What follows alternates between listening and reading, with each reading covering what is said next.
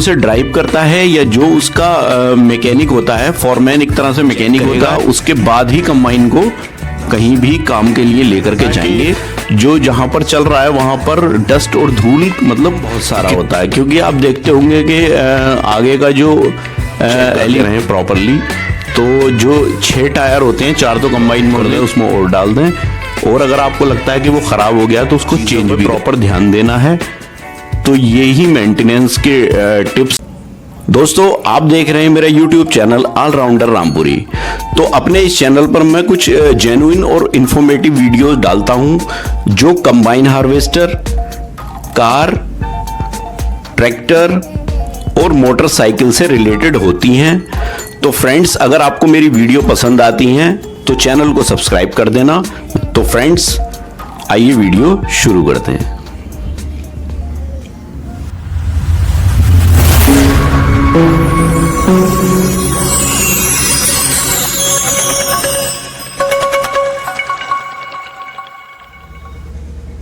तो फ्रेंड्स, आज की जो ये हमारी वीडियो होने वाली है वो भी कंबाइन हार्वेस्टर से रिलेटेड ही ये वाली वीडियो भी है। तो इस वीडियो में जो आज हम बात करेंगे वो कंबाइन हार्वेस्टर के मेंटेनेंस से रिलेटेड बात करेंगे। तो सबसे पहले मैं बता दूं कि कंबाइन हार्वेस्टर के मेंटेनेंस से क्या मतलब होता है। तो जैसे कि सभी जानते होंगे कि मेंटेनेंस का मतलब होता है कि एक तरह का रख रखाव। तो कंबाइन हार्वेस्टर का रख रखाव क्या होता है, तो वो इस वीडियो में आज हम बात करेंगे। तो कंबाइन हार्वेस्टर के रख रखाव में जो मेंटेनेंस है उसमें फॉरमैन या ड्राइवर का बहुत रोल होता है। सबसे ज़्यादा इम्पोर्टेंट रोल जो होता है वो इसी बंदे का होता है, क्योंकि जो रख रखाव और मेंटेनेंस है यही देखता है। क्योंकि जो मालिक या ओनर कोई भी अगर होता है कंबाइन का, तो वो तो इतना ध्यान नहीं देता है क्योंकि वो अपने हाथ से तो करेगा नहीं, लेकिन जो उसे ड्राइव करता है या जो उसका मैकेनिक होता है, फॉरमैन एक तरह से मैकेनिक होता है, तो वो मैकेनिक ही इसको मेंटेन करता है कि क्या क्या इसमें होना चाहिए, कहाँ ख़राब हुआ उसे हमें चेंज करना चाहिए, या इसमें कहाँ कहाँ ग्रीसिंग वगैरह कहाँ क्या होना चाहिए। तो ये सबसे ज़्यादा जो इम्पोर्टेंट जो रोल है वो फॉरमैन का है। तो फॉरमैन के ऊपर डिपेंड करता है कि आपकी कंबाइन हार्वेस्टर का मेंटेनेंस या रख रखाव कैसा कर रहा है वो, और उसे क्या क्या करना चाहिए। तो फॉरमैन बहुत इम्पॉर्टेंट होता है, और मुझे तो ऐसा लगता है कि इस पूरे प्रोसेस में, इस पूरे बिजनेस में फॉरमैन का बहुत ही इम्पोर्टेंट रोल होता है, फॉरमैन और ड्राइवर का। तो जैसे कि कुछ मेंटेनेंस में सबसे पहले ये आता है कि एक तो डेली रूटीन चेकअप होता है। मान लीजिए आप जब कंबाइन हार्वेस्टर कहीं चल रही होती है तो आपको डेली उसका जो एक रूटीन होता है चेकअप का, वो आपको सब कुछ देखना रहता है। तो वो सब फॉरमैन ही सुबह में उसको करेगा। जो डेली का रूटीन है वो उसको चेक करेगा, उसके बाद ही कंबाइन को कहीं भी काम के लिए लेकर के जाएंगे। तो सबसे पहले इसके जो रूटीन चेकअप में होते हैं तो वो बेसिक चीज़ें होती हैं जिनमें ग्रीसिंग और ऑयलिंग वगैरह करना रहता है। तो डेली रूटीन के अंदर तो ये आता है, लेकिन जो पूरा एक मेंटेनेंस होता है वो उसकी अभी मैं वीडियो में आगे बात करूंगा। तो मोस्टली जो इम्पोर्टेंट पार्ट्स होते हैं जो मेंटेनेंस के लिए, तो सबसे पहले तो जैसे कि आप बेरिंग देख लीजिए। बेरिंग बहुत इंपॉर्टेंट होते हैं, इनका मेंटेनेंस बहुत ज़रूरी होता है। और जो बेल्ट्स चल रही हैं जगह जगह पर, उनका भी इम्पोर्टेंट रोल होता है, उनका मेंटेनेंस भी बहुत ज़रूरी है। इसके बाद चेन आती है, चेन वगैरह जो हैं, क्योंकि ये सब बेसिक चीज़ें हैं, चेन, बेल्ट्स और बेरिंग, तो इनका मेंटेनेंस बहुत ज़रूरी है और ये डेली ही आपको चेक करना पड़ेगा। तो ये एक तरह से डेली के रूटीन चेकअप में ये चीज़ें आती हैं। बाकी जैसे इंजन ऑयल चेक करना रहता है, तो इंजन ऑयल तो डेली तो ज़रूरत नहीं है इंजन ऑयल चेक करने की, लेकिन फिर भी 2-4 दिन में, 5-6 दिन में आपको इंजन ऑयल भी चेक करना ज़रूरी रहता है। तो ये भी एक मेंटेनेंस का पार्ट है। फिर एक पॉइंट आता है रेडिएटर क्लीनिंग। रेडिएटर क्लीनिंग जो होता है रेडिएटर में बहुत ज़रूरी होता है। जो रेडिएटर को एक्चुअल में होता है क्या कि जब कंबाइन हार्वेस्टर धूल वगैरह में खेत में चलता है तो उसमें रेडिएटर उसका धूल से अट जाता है। तो ये तो एक डेली रूटीन के चेकअप में आता है, और हो सकता है कि डेली में भी पर डे आपको दिन भर में 2-3 बार भी ये साफ करना पड़ जाए। ये डिपेंड करता है कि जो जहाँ पर चल रहा है वहाँ पर डस्ट और धूल मतलब कितनी है वहाँ पर। तो आपको ये भी पूरे दिन में ये देखना रहता है, उसे चेक करते रहें प्रॉपर। और जो कंबाइन हार्वेस्टर का जो मीटर होता है हीटिंग का, वो इंडिकेट करता है कि आपका रेडिएटर आपको क्लीन करना पड़ेगा अगर हीट चल रही है कंबाइन तो ये एक डेली रूटीन के अंदर भी कई बार करना पड़ जाता है। तो ये पर डे का तो नहीं है, पर डे में 2-3 बार भी आपको क्लीनिंग करनी पड़ जाती है रेडिएटर की, क्योंकि वो धूल से अट जाता है। फिर वो जो वाटर कूलेंट होता है उसको ठंडा नहीं कर पाता, जिसकी वजह से इंजन हीट चलता है। तो ये बहुत केयरफुली देखने की ज़रूरत होती है। फिर प्रॉपर कूलेंट भी चेक करना रहता है। कूलेंट पर डे तो आपको चेक करने की ज़रूरत नहीं है, लेकिन 2-4-5 दिन में जैसे आप इंजन ऑयल चेक करते हैं, ऐसे ही आप कूलेंट भी चेक करते रहें प्रॉपरली 2-4 दिन में, 4-5 दिन में। तो ये भी एक ज़रूरी है कि कूलेंट को चेक करते रहें।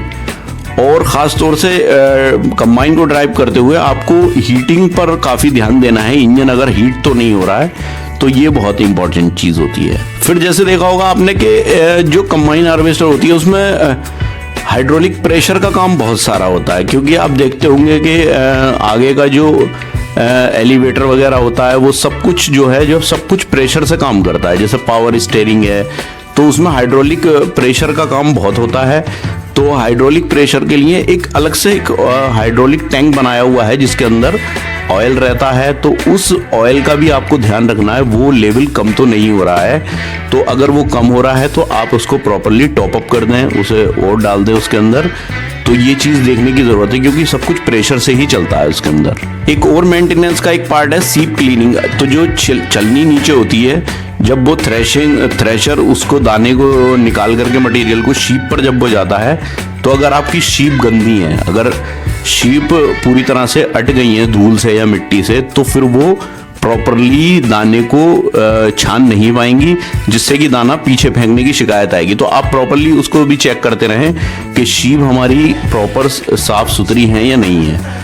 तो वो तो आपको पर डे ही करना पड़ेगा, और हो सकता है चलते में भी आपको ध्यान रखने की ज़रूरत है कि दाना तो नहीं दिखा रही है मशीन। फिर एक मेंटेनेंस का पार्ट और है, बैटरी का जो वाटर लेवल होता है उसको भी चेक करते रहें, क्योंकि इसके अंदर जो बैटरी होती हैं वो 2 बैटरी यूज़ की जाती हैं इसके अंदर।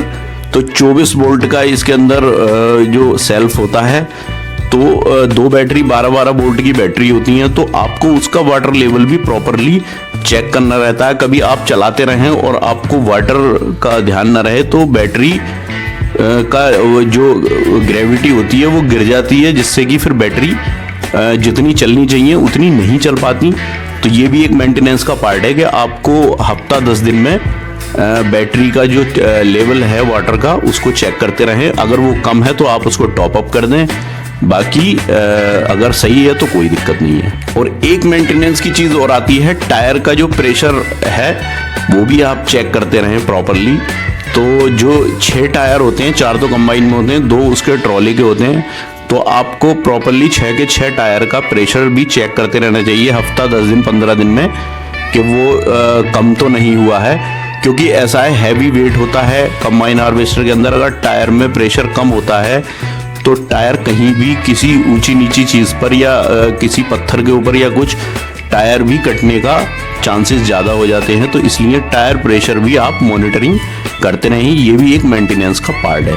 फिर एक मेंटेनेंस की चीज़ और आती है, ब्रेक का जो ऑयल होता है, जो ब्रेक फ्लड होता है, उसके लिए एक अलग से एक बोतल टाइप की लगी रहती है साइड में ही। तो ब्रेक फ्लड को भी आप, ब्रेक ऑयल जो होता है उसको भी प्रॉपरली देखते रहें, उस पर ध्यान रखें कि ब्रेक का लेवल कम तो नहीं हुआ। अगर वो कम है तो आप उसको टॉप अप कर दें, उसमें और डाल दें, और अगर आपको लगता है कि वो ख़राब हो गया तो उसको चेंज भी करा दें। तो ये जो टिप्स थे ये सारे के सारे मेंटेनेंस के टिप्स हैं।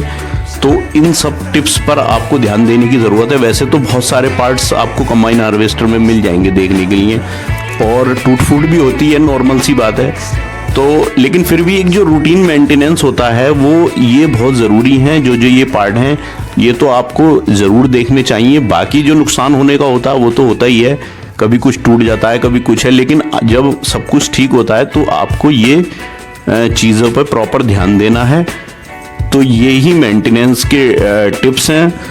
तो फ्रेंड्स, आई होप कि ये वीडियो आपको पसंद आया हो, और वीडियो आपको पसंद आए तो प्लीज़ वीडियो को लाइक करें, ज़्यादा से ज़्यादा शेयर भी करें, और अगर आप मेरे चैनल पर नए हैं तो प्लीज़ चैनल को सब्सक्राइब करें तो मिलते हैं इसी तरह की किसी नेक्स्ट वीडियो में, तब तक के लिए थैंक यू, बाय।